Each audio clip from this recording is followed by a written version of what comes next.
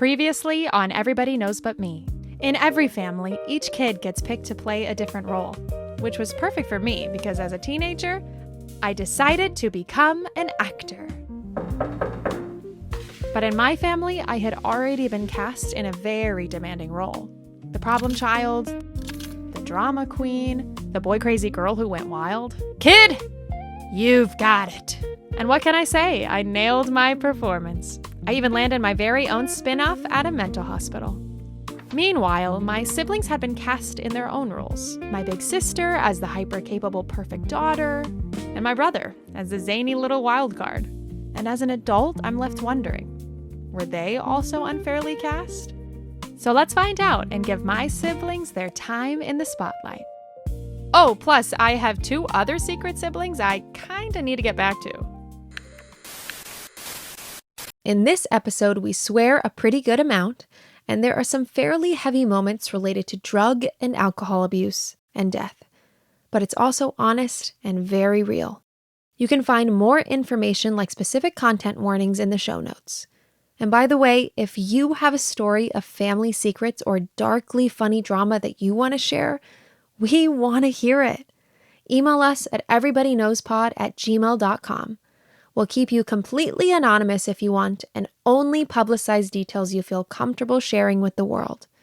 And a huge thank you to those who have shared their stories so far. Everybody Knows But Me is brought to you by Grey Poupon Mustard and the indomitable will of the human spirit. You really can't keep us down, can ya? Our show is recorded in front of a live studio audience.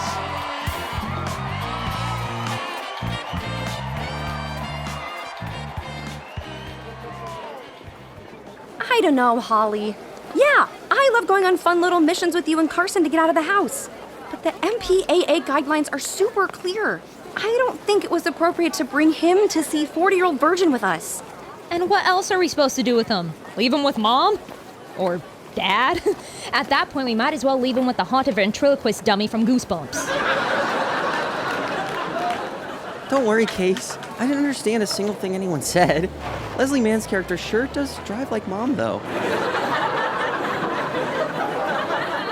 What did I tell you? Now where we park again? By the way, what does "me so horny" mean? It's just, normal biological function. Holly? At least he didn't say it in the same voice Steve Carell did. Yikes. That is not gonna age well. Well, if you're so unbothered, maybe you can help me from freaking out.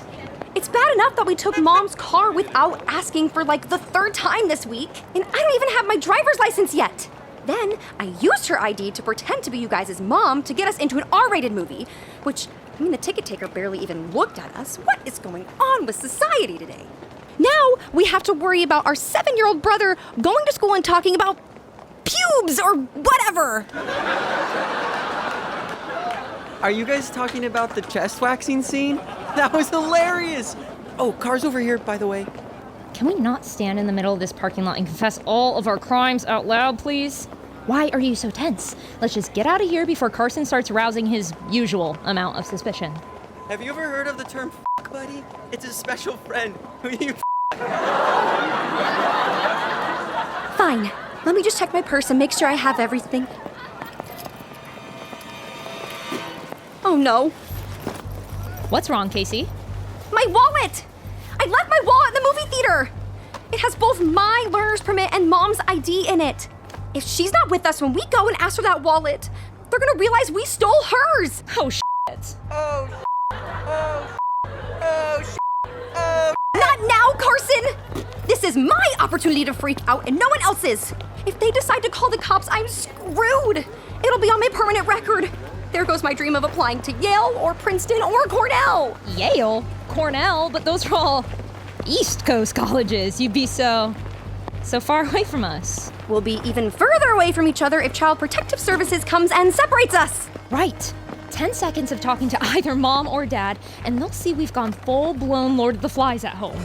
Hey, Case. Some dork over there in a vest and a name tag is trying to get your attention. Hey there, Miss Brown? Oh, Lord, the hammer's coming down. Boxed in. Nowhere left to run. Only choice left is to come clean. That's right. The last name is Brown. Casey Brown.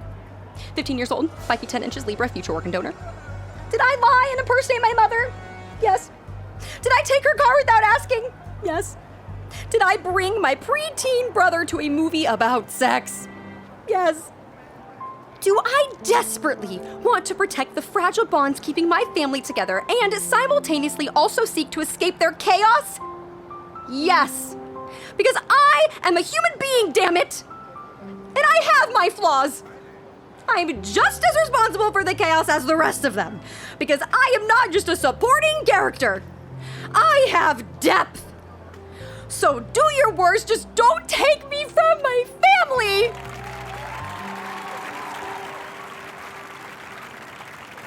Okay. You just look like one of the 2 white ladies whose IDs were in this wallet.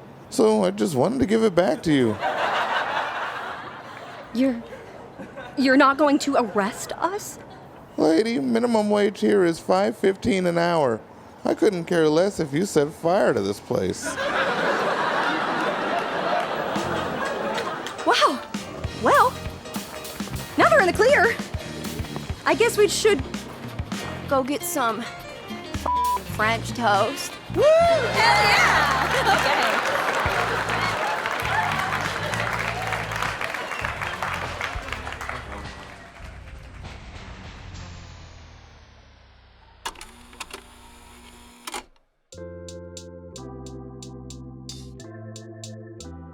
You might as well call me Ally McBeal, because as you can probably tell by now, I am very studied in sitcom law. And sitcom laws are pretty clear. You're allowed 1 dead parent max. And even then, it usually happened before the pilot episode, not 6 seasons in for emotional character development, for Christ's sake. If my dreams of someday having the perfect sitcom family were already slipping away, now they were officially obliterated. You caught me, listener. We are not at the happy ending yet. But there's still time. And by God, do I want us to get there. Plus, we still have a few more twists and turns left to explore. Because only a short while after finally getting my mom back, my imperfect mom who loved rainy days and Stephen King novels and taking her kids on Costco runs, I got the phone call nobody ever wants to get.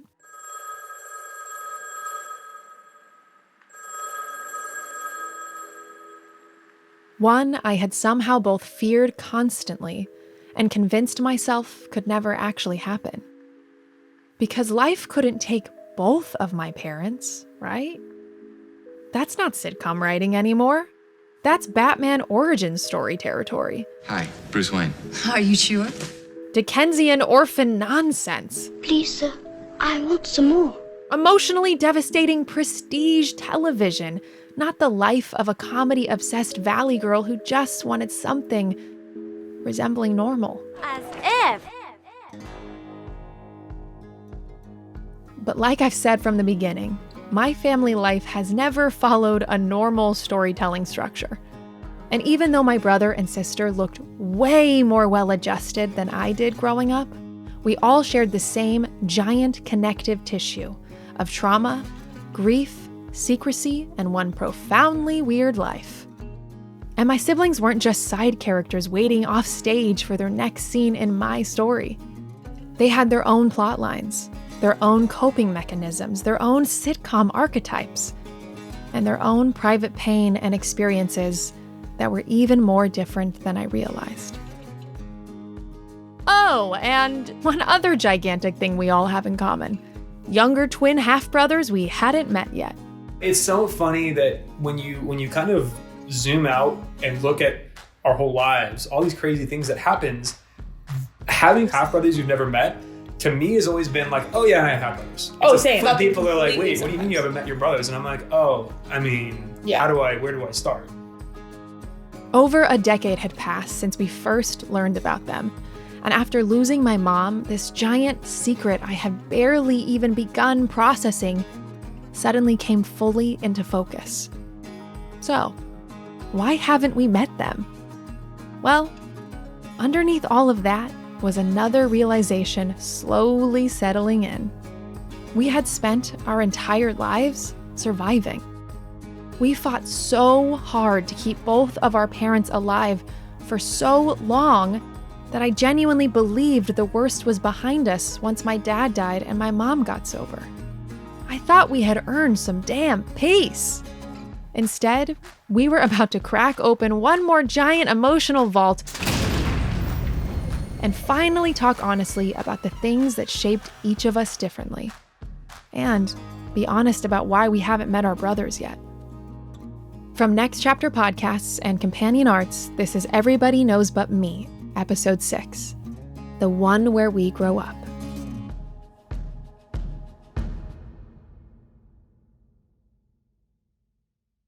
After my mom died, the bond between my siblings and me became unshakable.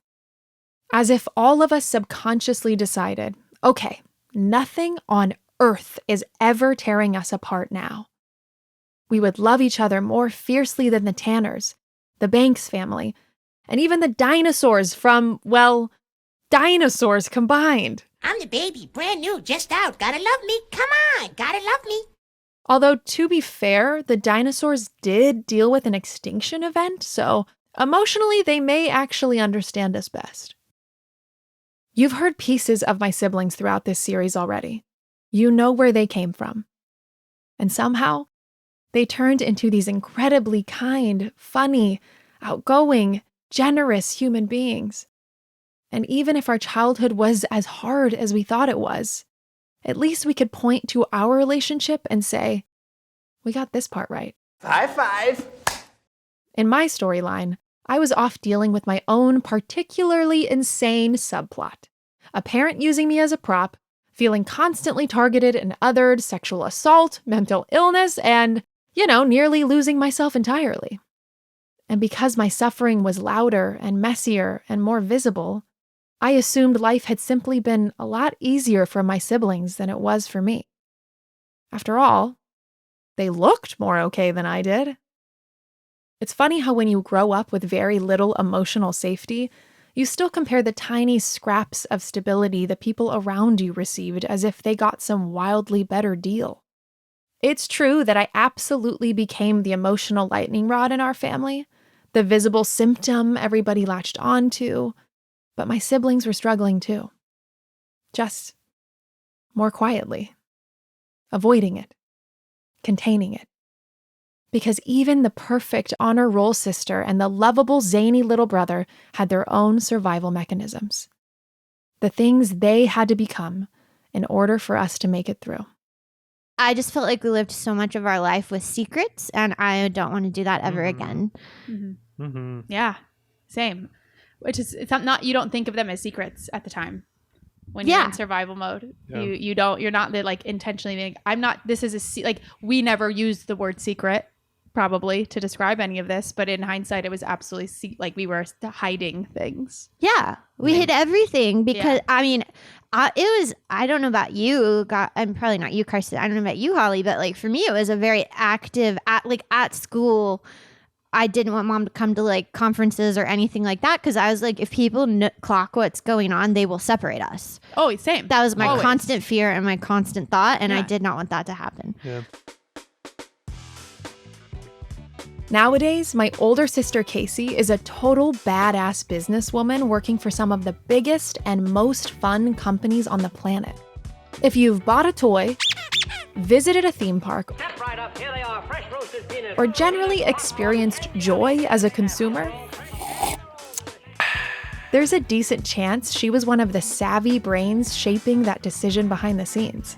She hosts annual karaoke birthday parties that people genuinely look forward to all year long, and keeps a running karaoke song list on her phone at all times that, I'm telling you right now, is the greatest millennial karaoke catalog ever assembled. In her 20s, she used to host weekly bar trivia nights where all of our friends would gather.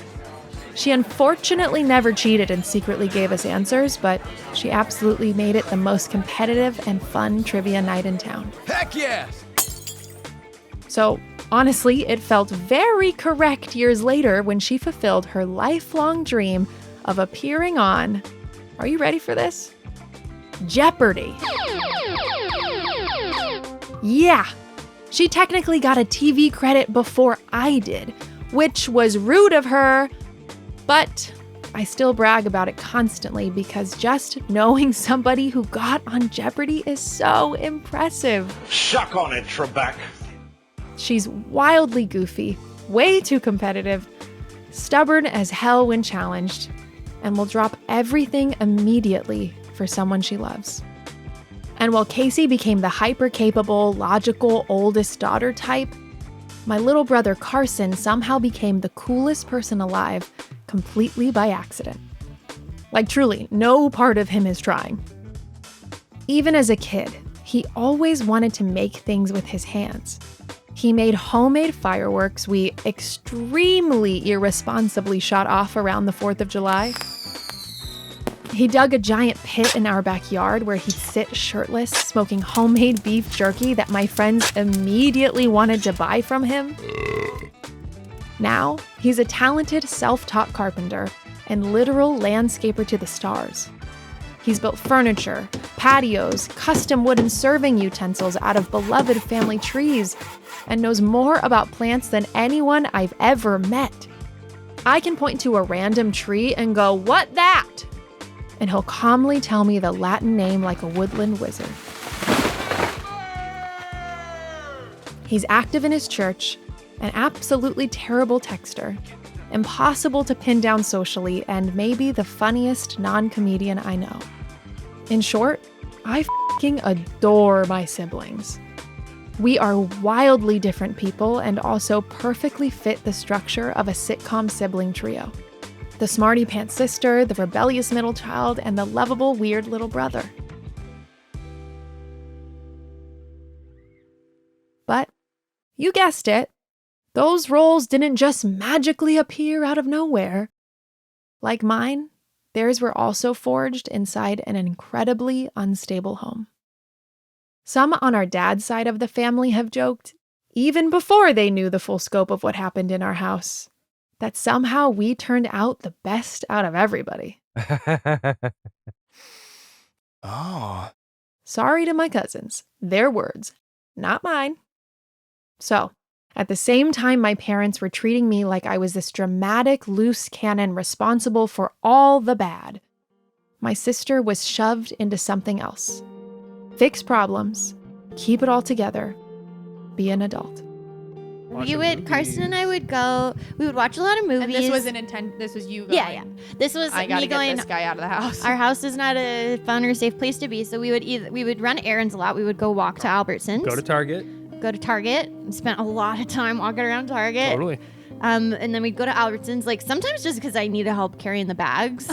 Like I was like, I can't carry. You needed a little buff boy. I need a little tiny boy, so with a 6-pack. Like I remember like so vividly when I wrote about it in my college letter, like a moment where we were carrying groceries back and a bag of oranges like burst into Nordhoff. Oh my God, I remember that. Yeah, right. That's you so were with me. Weird. And I was like crying, and I was like trying to pick up all the oranges, and I was just so overwhelmed. Oh my God, that's crazy. And I just remember trying to be like, it's fine.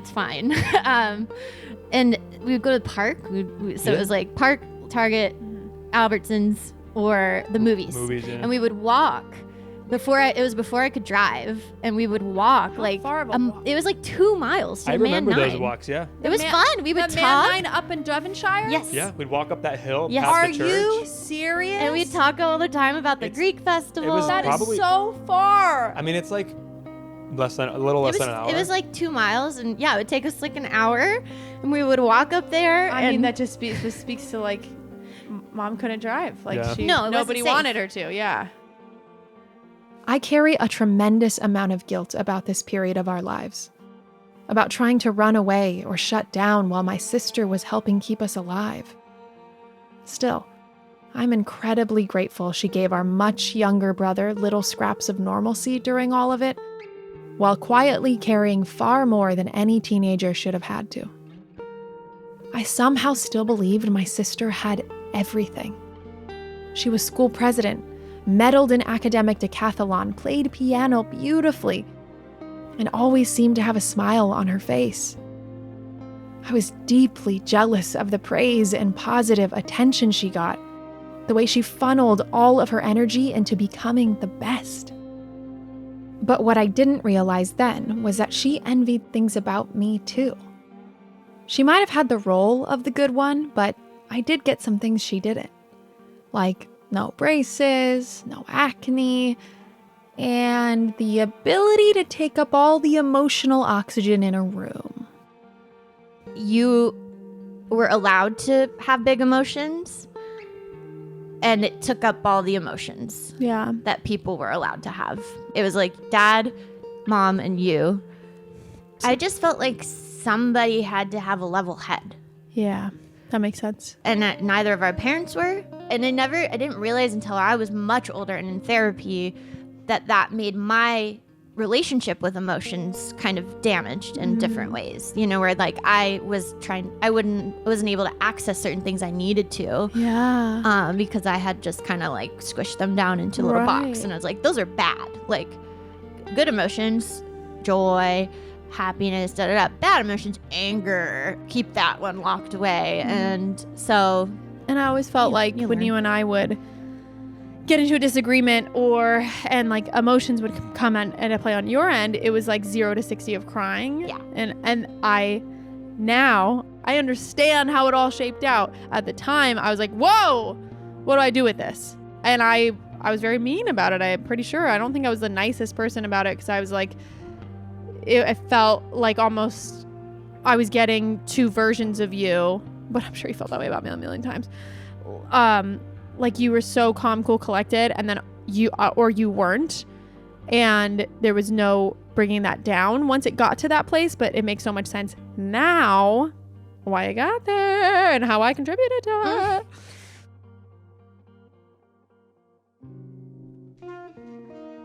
While Casey became the one trying to constantly stabilize everything, Carson experienced all of this from a completely different vantage point.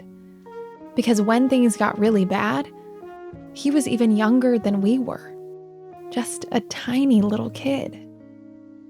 My sister and I are so close in age that we understood each other differently. If we're bowling, we're both immediately quoting Mystery Men like we're Janine Garofalo with her skull-infused bowling ball. Maybe you should put some shorts on or something if you want to keep fighting evil today. Every time a new Harry Potter book came out, she'd burst into my room and spoil every shocking plot point, every character death, before I'd even open the cover because she needed someone to process it with. Turn to page 394. We could do a weird, ghostly hand wave at each other from across a room and know exactly what the other person meant. She's always been my sister, the Tia to my Tamara. Oh, that's so cute the way they do that! But I should probably save the twin metaphors for the actual twins in my life. But I didn't have that with my brother yet. I didn't know what was happening inside his head. I didn't run to him crying when I found out my ultimate boy band crush was gay. I mean, Lance did say his celeb crush was Katie Couric, so I really should have known.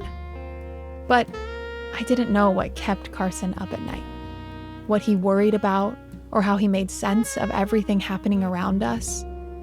So after years of watching cancer slowly take our dad away, I didn't know how my little brother was coping. And I certainly didn't know who a 14-year-old boy turned to when his dad finally died.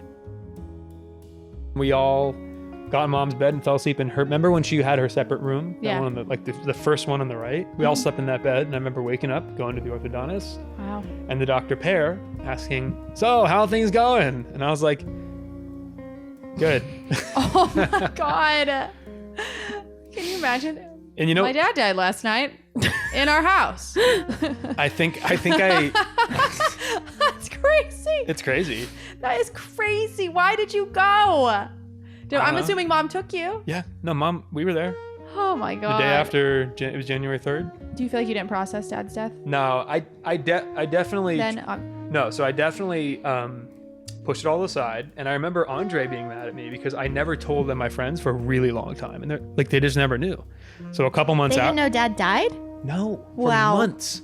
Because I just was so I didn't want to live it at all. I was trying to hide from it so much that I remember telling them both, John and Andre and Alex, and they were just like, "What the dude? We love you. What do you?" And I kept pushing, and I would take my bike and do super long bike rides, and this is how if I had my own podcast about how I became a Christian, this is where the seed was planted. Yeah. But I remember the feeling of I don't want to think about that, but I can't avoid it, and I'm desperately searching for meaning in life because I feel like the whole of dad was huge.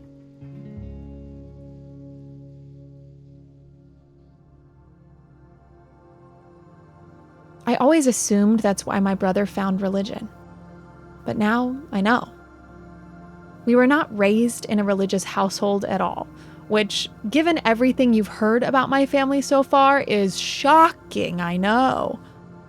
Even before the neglect and addiction, my liberal arts college, let's try every drug dad's philosophy was always pretty simple.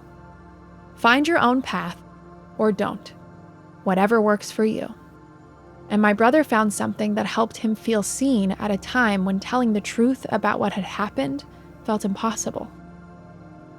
People have been searching for meaning after life's biggest moments for as long as humans have existed. And for a long time, I didn't understand it.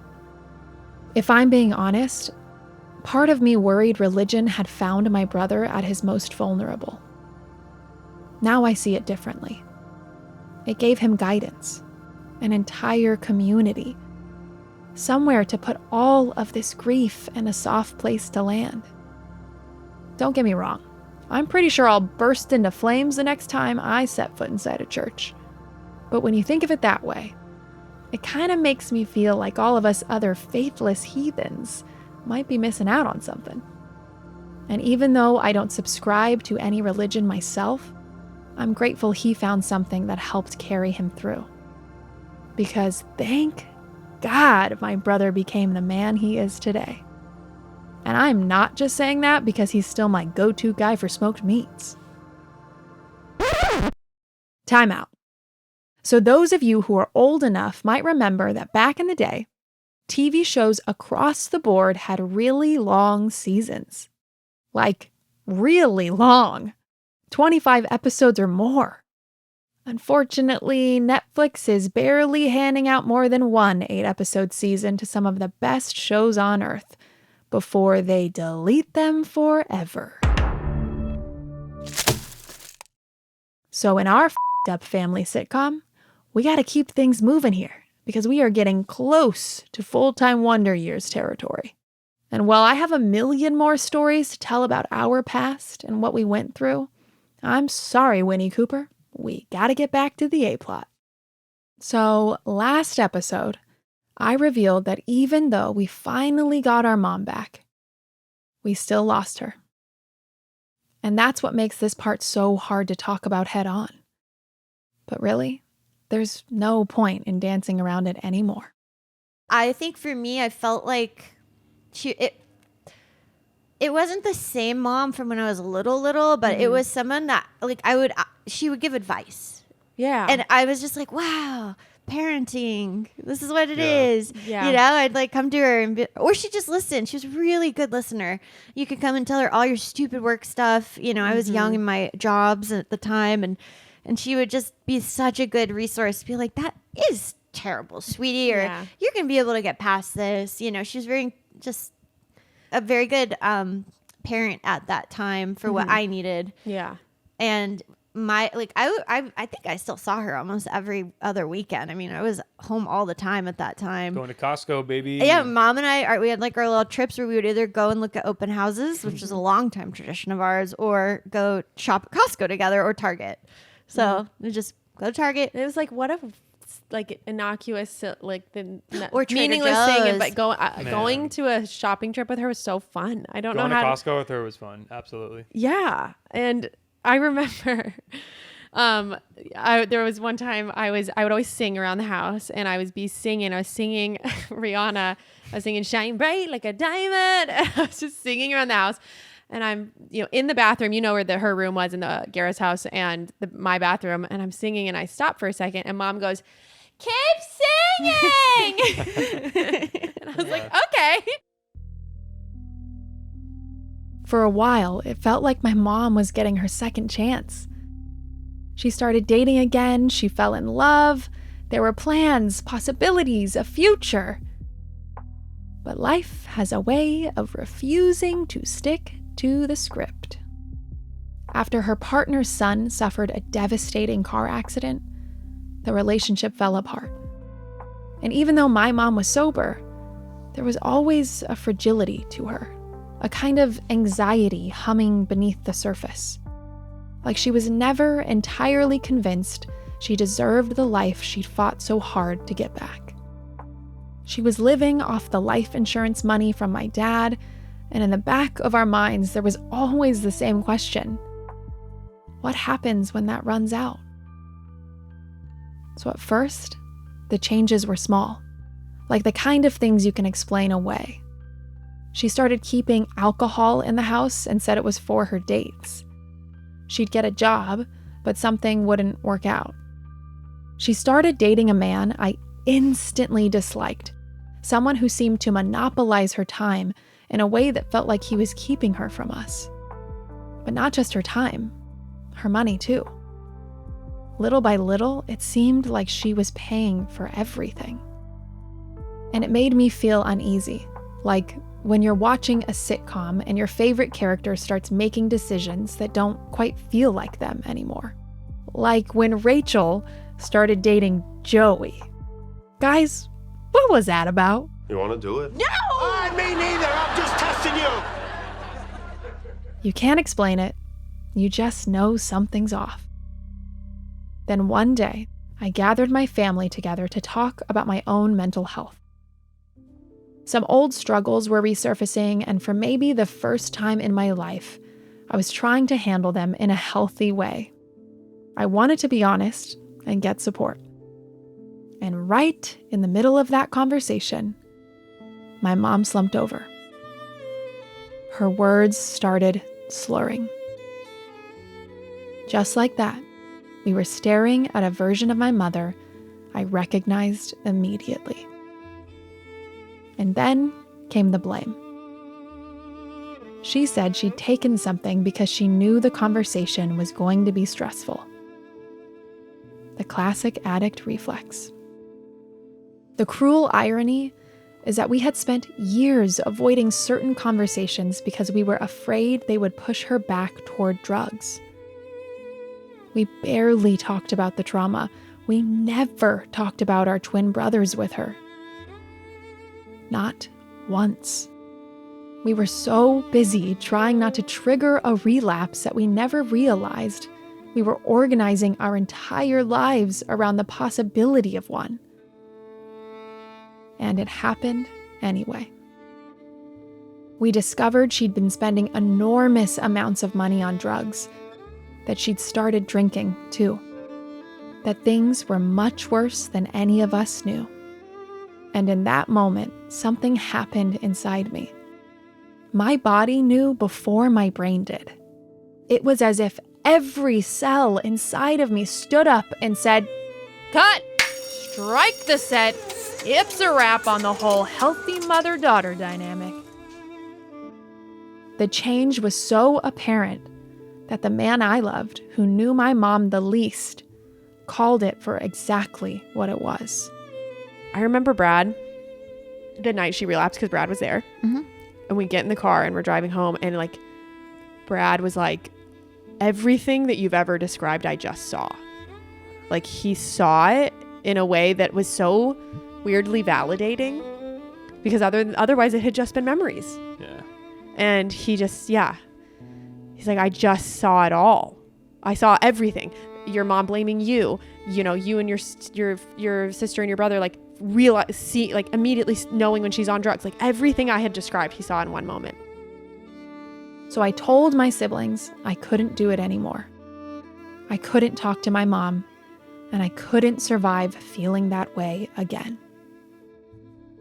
Over the next year, I was planning my wedding to Brad while simultaneously trying to figure out if my own mom would even be invited.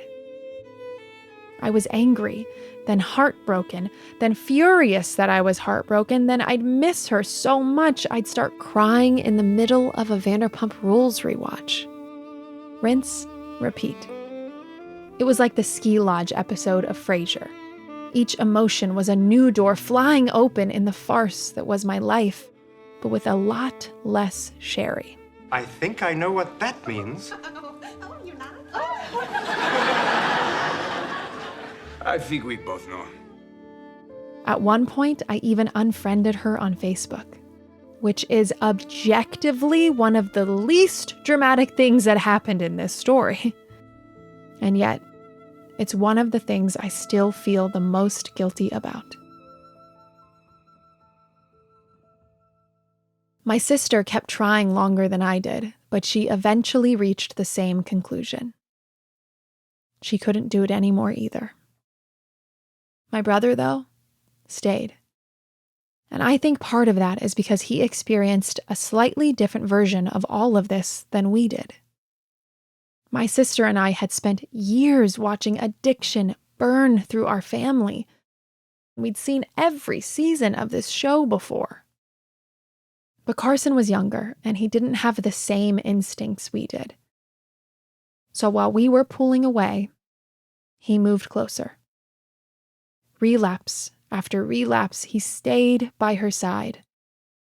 He rearranged his entire life around helping her and trying to keep her safe. Trying to fix something that couldn't be fixed by love alone. Which, unfortunately, is a lesson every one of us had to learn the hard way. I wrote a letter so many times that I was like, maybe I'll send her this email. Maybe I'll send her this letter. Just saying, I don't know how to do this with you, but I don't not want to have you in my life, and try to reopen that a little. And she called me on my birthday, and I talked to her. I think that was the last time I talked to her. And she made a post for me. She did? On Facebook. It was a weird picture she cropped from my Instagram or something, old people stuff. I just felt like I was ready to talk to her again. And then she's just gone. Yeah. She's just gone. Yeah, Casey, that's how I felt. Not in the exact same way, but on Halloween, I had this feeling in my body. It was a terrible day. That I was I was thinking about her nonstop out of nowhere. And I couldn't shake it. And then I think I reached out to you and was like, have you heard from Mom? And you were like, no, I haven't heard from her in this amount of time.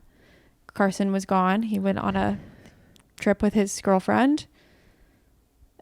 I'll never forget you calling me. I walked out to the dock, and I remember you calling me in a panic, and I remember hanging up the phone call and going, she's dead.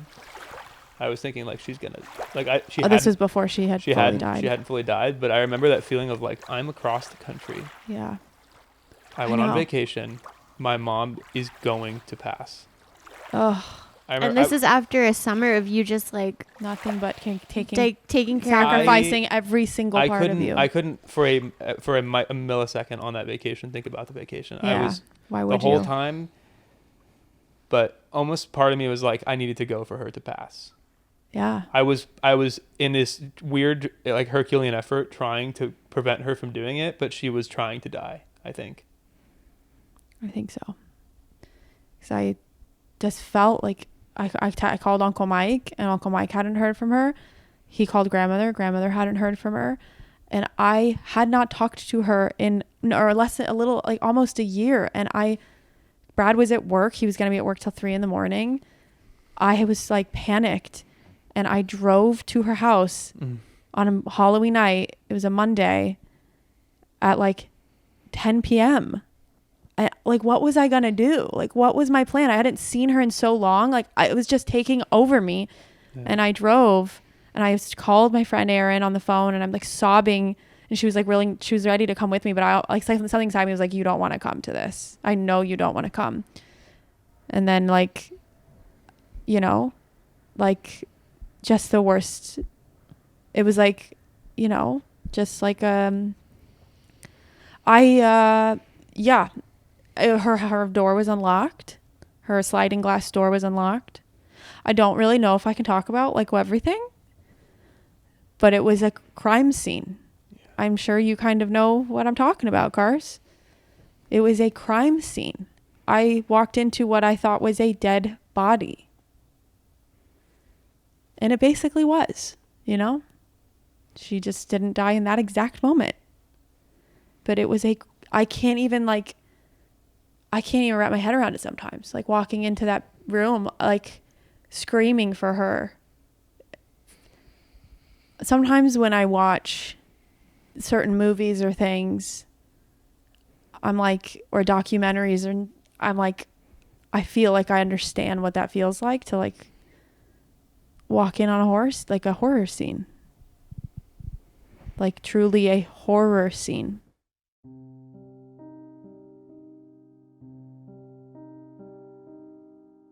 My mom had a habit of surviving things that felt unsurvivable. Every relapse seemed to come with a new injury so bad, we'd say, surely this has to be the thing that finally changes something. She kept tempting fate, and somehow fate kept letting her get away with it. Until she pushed it one pill, one drink, one staggering fall too far. She didn't die that Halloween night, but a few days later, Brad got the call that her addiction had finally won. And our world shattered open. The three of us suddenly needed each other more than ever because we were facing something we'd never faced before. A world without either parent in it. At 32, 30, and 25 years old, we found ourselves sitting on the floor of my mom's condo, surrounded by the physical remains of our family history. Boxes of photographs, childhood crafts, furniture, and random objects like a colander that had somehow survived decades of moves, addiction, illness, and loss that suddenly meant everything. Living in an apartment in LA only afforded me the space to hold on to a few dresses that still smelled like her. My brother once described it as the Goldilocks version of terrible timing. If we'd been younger, someone else probably would have handled most of it for us. If we'd been older, maybe we'd have houses, garages, somewhere to put all of the things we suddenly couldn't bear to part with. Instead, we were right in the middle, old enough that the responsibility belonged entirely to us, but young enough that we were completely unequipped to sort through the artifacts of our childhood and our parents' entire lives. And this made me think about my mom because, in some ways, she'd been here too. When she lost contact with her dad, she was also just beginning her adult life, trying to figure out who she was. Different circumstances, different generation, but maybe not quite as different as I'd always imagined. Could we talk about mom's service? Yeah, I think so. Yeah. You know, that was a moment that we all agreed, let's not hide this. Like, we went through something and it's a part of her story. Let's not hide that because maybe this could help somebody else. Like, maybe, like, it did not help us to not talk about this. Certainly. Ever. So let's talk about this because you know what it could immediately help is us. And it did. Like, having people know that part, because it wasn't the only part. That was a part of it. And then we got to talk about, once you were able to, like, almost it felt like knowing we were getting the bad stuff out also helped me want to get all of the good stuff out too, because it was like, I know that this bad happened. I also know that who she is. And so I feel the most capable person in the world to talk about who she is. Yeah. I think the Good thing and bad. I remember too, and we talked about it after, was like we all wanted to speak. So we like the quote unquote program was like we all did speeches and then made this amazing slideshow. It was this beautiful slideshow of photos and like 3 Cat Stevens songs. But like all 3 of us didn't coordinate what we were going to say at all about our mom. And we each had very different things to say about her. Mm-hmm. But they all like gelled together. And it just, I felt like people afterwards, I think were like, did you guys coordinate? Because it felt so like, yeah, you know, like it felt like we all found ways that we talked about her, which I think just speaks to how we all had like our own relationships with her. Yeah. And with each other. And that, I don't know, the amount of trust we had where we're like, we don't need to know what each other's going to say. It's not going to be the same.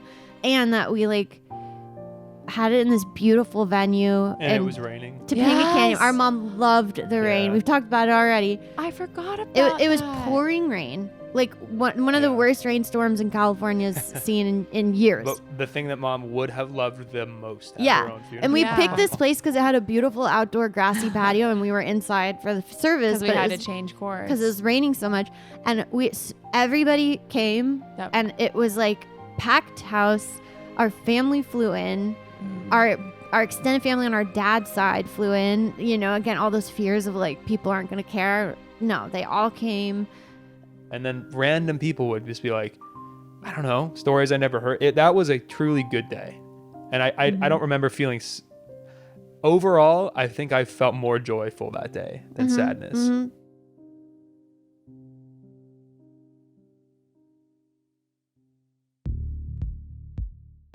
People flew in. Our family and friends showed up in droves. Our childhood family dentist came. My sister's piano teacher, and even a teacher from our high school. It was a beautiful day. It was like one chapter had closed and another, brighter one could finally begin. And that's hard to admit because it feels so wrong to say about someone you loved so deeply. But after years of worrying about her addiction, wondering where she was, if she was okay, what crisis might come next, there was suddenly actual space. When our dad died, there was some closure, some freedom, but there were no conversations, no processing. Deep down, none of us were really healing. So it was like my dad's death amplified. We missed her, but parts of life became easier when we weren't carrying that constant fear anymore. We finally had the room to heal and ask questions, and for me, to untangle our gigantic family story.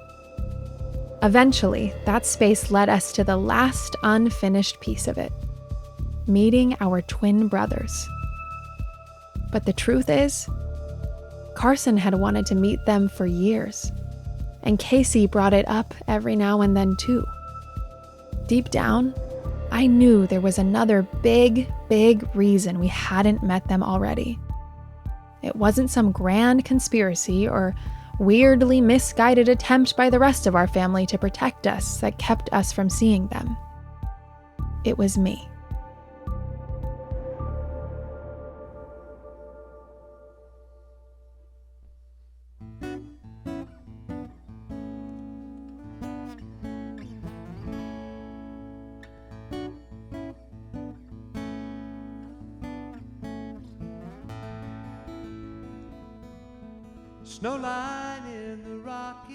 Everybody Knows But Me is a production of Companion Arts and Next Chapter Podcasts. This episode was written by me, Holly Brown. The cold open scene you heard at the beginning is a fictionalized version of very real moments from my life, scripted by our lead producer, Pete Musto. It featured Maddie Worth as my sister Casey, Garrett Westcamp as my brother Carson, Casey Rose as me, Kevin Titt as the movie theater clerk, and Pete Musto as our show's announcer. Sound design for that scene was by Earl Davis. Editing and sound design and music supervision for the rest of the episode was by Alex Musto. Our associate producer is Ilana Nevins. Original theme music by Kyle Murdock. Our show artwork was created by Aaron Hill. Our video producer is Emily Reeves. Our videographer is Dalton Polivka. Our animator is Justin Cortese. Our marketing team is TINK Media. Our executive producers are Jeremiah Tittle and also me, Holly Brown. New episodes of Everybody Knows But Me come out every Wednesday. Follow the show on Apple Podcasts, Spotify, youtube.com/@everybodyknowspodcast, or wherever you get great content like ours. Do you have a story of family secrets or darkly funny drama that you want to share? We want to hear it. Email us at everybodyknowspod@gmail.com. And make sure you leave us a rating, review, or drop a comment telling us what you like about the show. Follow me at Holly Brown Comedy on all social media and Everybody Knows But Me for the podcast. And come back next week to find out what crazy hijinks the Brown family is in for and hear more of the stories we tell ourselves to survive. Except my sweet Cecilia far away. We'll reach across an ocean, speak our hearts out loud, and sing a song of Santa Claus, and shoot the reindeer down. With arrows made of wishes, a new life on the way, surrounded by the ones we love at home on Christmas Day.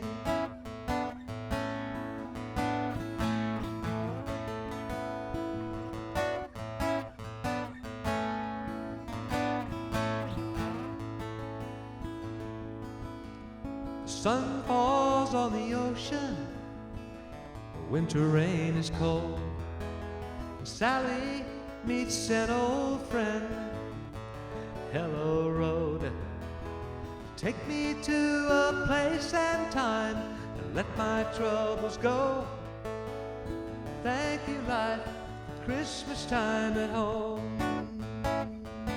I said, thank you, life, for Christmas time at home.